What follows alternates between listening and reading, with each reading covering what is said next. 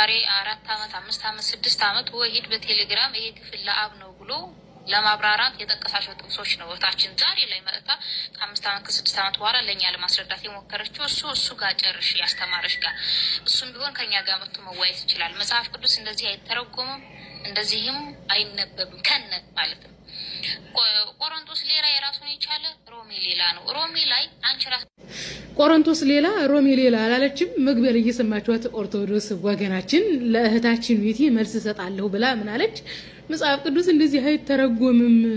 ጳውሎስ ለቆሮንቶስ ሰዎች የላከው ደብዳቤ ሌላ ነው፣ ለሮሜ ሰዎች የላከው ደብዳቤ ሌላ ነው አላለችም? እናቱ እና ጳውሎስ ለቆሮንቶስ ሰዎች ኢየሱስ ፈጣሪ አለው ኢየሱስን የፈጠረ ፈጣሪ አለ ብሎ ልኮ ለሮሜ ሰዎች ደግሞ ኢየሱስ ፈጣሪ ነው ብሎ ልኮላቸዋል እያልሽ ነው? መጽሐፍ ቅዱስ እንዲህ አይተረጎምም አላለችም? እኔ እኮ ግርም የሚልኝ ኦርቶዶክስ መጽሐፍ ቅዱስን ራሷን አስመስላ ነው የምትተረጉመው እንጂ መጽሐፍ ቅዱስ ወንጌል በሚለው አይደለም ኦርቶዶክስ የምትሄደው። ግርም እኮ ነው የሚለው ደግሞ አለች ወሂድ ቴሌግራም ከ5 ዓመት ከ6 ዓመት በፊት ሲናገር የነበረው ነው እንዴ። እዚህ ቲክቶክ ላይ ቲክቶክ ከመጣ ወዲህ ሐዋርያት ኢየሱስን እግዚአብሔር ነው አላሉም አላልሽም? እያለቀሽ ብለሻል አላልሽም? ሐዋርያው ጳውሎስ በኢየሱስ ፈጣሪነት አያምንም ኢየሱስን እግዚአብሔር ወልድ ነው ብሎ አልሰበከም ብቻም ሳይሆን ያዕቆብም ጴጥሮስም ያኒ ሐዋርያት በሙሉ ኢየሱስን እግዚአብሔር ነው ፈጣሪ ነው ብለው አያምኑ። ሐዋርያት በኢየሱስ ፈጣሪነት አያምኑም እግዚአብሔር ወልድ ነው ብለው አልሰበኩም የሚለውን መርዶ ከሰማችሁ በኋላ መርዶን ሰማችሁት፣ አጣጣማችሁት፣ አለቀሳችሁ፣ እየየም አላችሁ፣ ወጣችሁ፣ ወረዳችሁ፣ ፈረጣችሁ፣ ተነሳችሁ። ጭራሽም አንቺ ምንድነው ያልሽው? ሐዋርያቱ ኢየሱስን እግዚአብሔር ነው ባይሉም አምላክ ነው ብለውታል አላልሽም?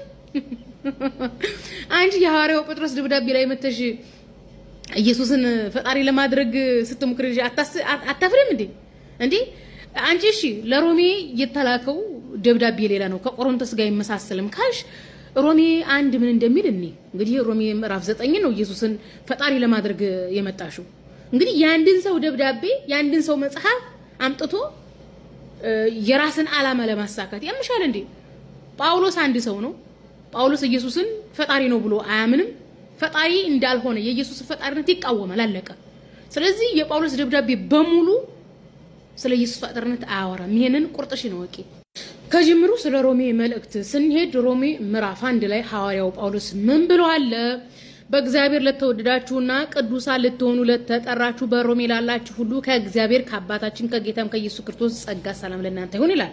ስለዚህ በሮሜ ያሉ ሰዎች የእግዚአብሔርነት ዕውቅና የተሰጠው ለማን ነው? ለአብ እንደሆነ ነው የሚያውቁት እንጂ ጳውሎስ በሮሜ ላሉ ሰዎች ኢየሱስ እግዚአብሔር ነው ብሎ አልሰበከላቸው። አትቅጠፊ።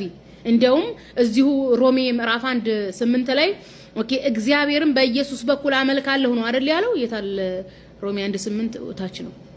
በመጨረሻ ሮሜ 9:5 የሚያወራው ከሁሉ በላይ ስለሆነ ለዘላለም ስለተባረከ አምላክ ነው። ከሁሉ በላይ የሆነ ለዘላለም የተባረከ አምላክ ደግሞ እግዚአብሔር አብ ነው። ታውቂያለሽ፣ ኢየሱስ ከዘላለም አልነበረም፣ ከሁሉም በላይም አልነበረም። ከዘላለም የነበረው እግዚአብሔር አብ ነው። ምክንያቱም ለአብ ከዘላለም እስከ ዘላለም ይሁን ይላል ሐዋርያው ጳውሎስ ለገላትያ ሰዎች በላከላቸው ደብዳቤ ላይ ማለት ነው።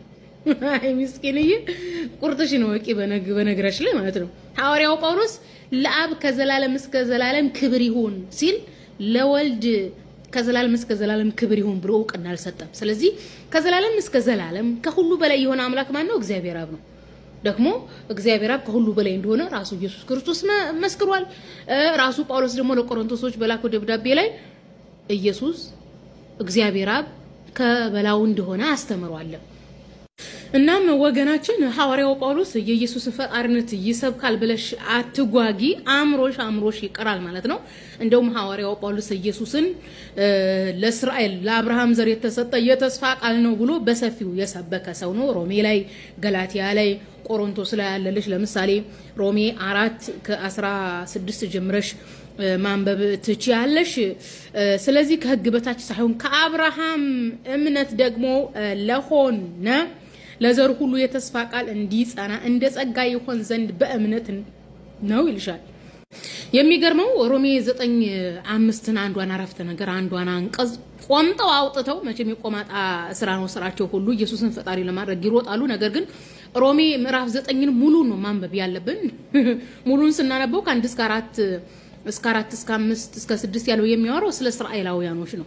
እግዚአብሔር እስራኤላውያኖችን እንደሚመርጣቸው ህግና ስርዓት እንደሚሰጣቸው ልጆቹ እንደሚያደርጋቸው ነው የሚናገረውና ቀጥሎ በሚገርም ሁኔታ ከ7 ጀምራችሁ ስታነቡት ጳውሎስ እዚሁ ሮሜ 9 ላይ ኢየሱስ ክርስቶስ ለእስራኤል የተሰጠ የተስፋ ቃል እንደሆነ ይናገራል። ሮሜ 9:8 ይህም የተስፋ ቃል ልጆች ዘር ሆነው ይቆጠራሉ እንጂ እነዚህ የሥጋ ልጆች ሆኑ የእግዚአብሔር ልጆች አይደሉም ማለት ነው ያለ ይቀጥላል። 9ም ላይ አለላችሁ ስለ ተስፋ ቃል የሚያወራው ማለት ነው። ስለ ሳራ ስለ ይስሐቅ ምናምን እያለ ያወራልና እንደ ሐዋርያው ጳውሎስ እምነት ኢየሱስ ክርስቶስ ለአብርሃም ዘር የተሰጠ የተስፋ ቃል እንጂ ፈጣሪ አይደለም። እንደዚሁም ገላትያ ምዕራፍ 3 አንቀጽ 16 ላይ ለአብርሃምና ለዘሩ የተስፋ ቃል ተነገረ፣ ስለ ብዙዎች እንደሚነገር ለዘሮቹም አይልም፣ ስለ አንድ እንደሚነገር ግን ለዘር ይላል፣ እርሱም ክርስቶስ ይላል። ስለ ክርስቶስ ለአብርሃም ዘር የተሰጠ የተስፋ ቃል ነው እያለ ነው ሐዋርያው ጳውሎስ። እንዴት ዘውይን የምላድርገው ነብሱን የማረው አለል ነገር በሚገርም ሁኔታ ሉቃስ 1:54 እስከ 55 ምን ይላል መሰላችሁ? ለአባቶቻችን እንደተናገረ ለአብርሃምና ለዘሩ ለዘላለም ምህረቱ ትዝ እያለው እስራኤልን ብላቴናውን ረድቷል ይላል። ስለዚህ ብላቴናው ማን ነው? ኢየሱስ ነው። ለአብርሃምና ለዘሩ የተሰጠ የተስፋ ቃል ማለት ነው።